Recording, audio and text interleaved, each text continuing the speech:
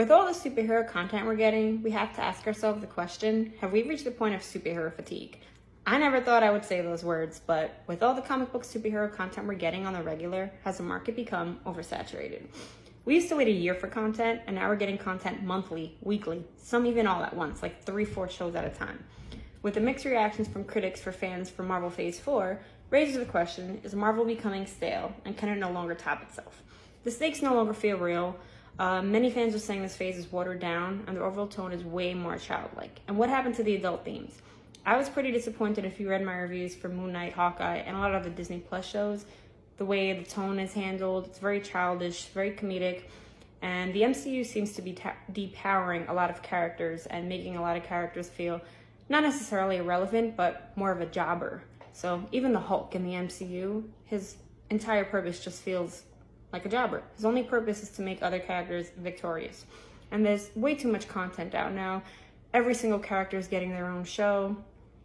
Is Disney Plus doing this only to introduce these characters to the MCU? But it kind of feels like they're rushing it, especially with the 6-episode format, which clearly we already said does not work. Will Disney Plus continue to give us shows with 6 episodes, or will they actually try to change the format and give us better content? As I mentioned before, with Thor, it's definitely a fun movie, and you have to go into it knowing the tone of the film is very comedic. I enjoyed it, but it's not a film for everyone. The MCU as a whole for Phase 4, Black Widow, she was another missed opportunity. Although I enjoyed that movie, they downplayed the Red Room, which plays a critical role in Natasha's life. It should have been more of an espionage film, and they brushed over the extent of her manipulation, once again, becoming more childlike. Hawkeye was treated like a complete joke. I was really upset with the handling of Kazi the Clown. I'm excited for the Echo show, but the way they handled Kingpin, who took off a head in the Netflix series, was definitely not the same Kingpin we saw. So I'm a little worried with how they're going to handle Daredevil going forward. And same thing with the Punisher. Let's see if Burnsville comes back, and hopefully he will, with Charlie Cox and D'Onofrio coming back. But that brings me back to Moon Knight, which should have felt like the Punisher.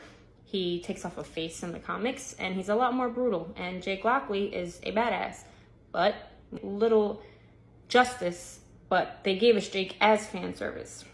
His comic likeness by cheating viewers of any actual brutality with cop-out blackouts, which was one of my biggest complaints.